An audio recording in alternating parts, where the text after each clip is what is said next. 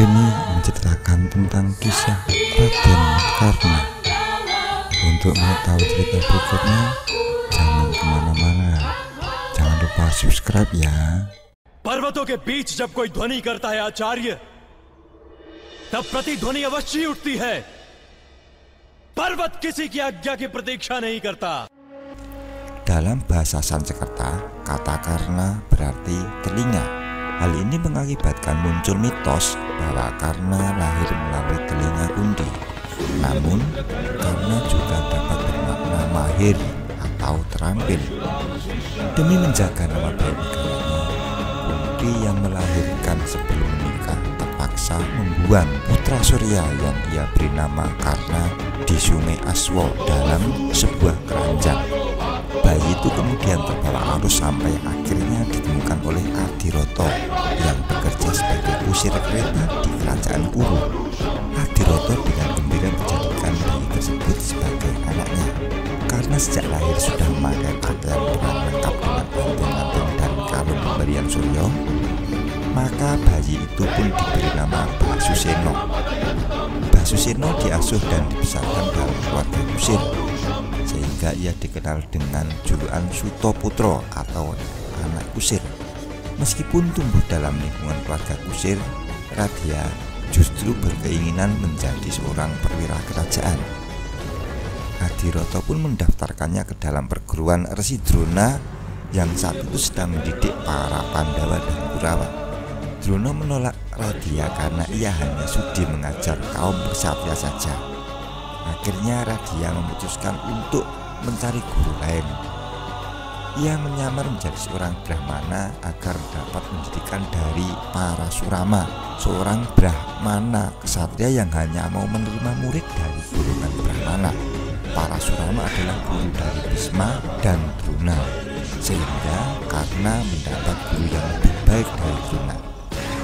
Pada hari ke-14 perang Bharatayuddha, Karna tampil sebagai pendamping Drona.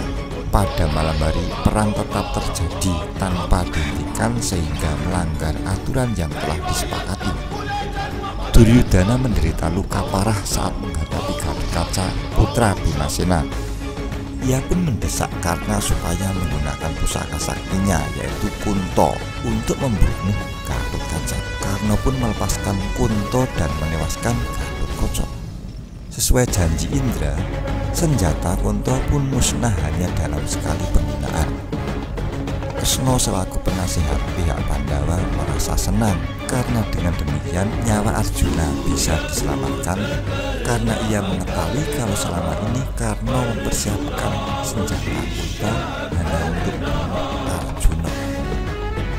Setelah Drona gugur pada hari ke-15, Duryudana menunjuk Karna sebagai panglima yang baru. Karna maju perang dengan Salya, Raja Madra, sebagai kusir keretanya dengan harapan bisa mengimbangi Arjuna yang dikusiri Kresna. Pada hari ke-16, Karna berhasil mengalahkan Yudhistira, Bima, dan Nakula serta Satyaki, tetapi tidak sampai membunuh sesuai janjinya terhadap Kundi dahulu. Karna kemudian bertanding melawan Arjuna. Keduanya saling berusaha membunuh satu sama lain. Ketika Karna mengincar leher Arjuna menggunakan panah naga satra, diam-diam Salya memberi syarat pada Kresna. Kresna pun menggerakkan keretanya sehingga panah pusaka tersebut melesat hanya mengenai mahkota Arjuna. Pertempuran tersebut akhirnya tertunda oleh terbenamnya matahari. Pada hari ke-17, perang tanding antara Karna dan Arjuna dilanjutkan kembali. Setelah bertempur dalam waktu yang cukup lama, ketika Arjuna membidik menggunakan panah Pasupati, salah satu roda keretanya terperosok ke dalam lumpur sampai terbenam setengahnya. Karna tidak peduli. Ia membaca mantra untuk mengerahkan kesaktiannya mengimbangi Pasupati, karena tiba-tiba lupa terhadap semua ilmu yang pernah ia pelajari dari Parasurama.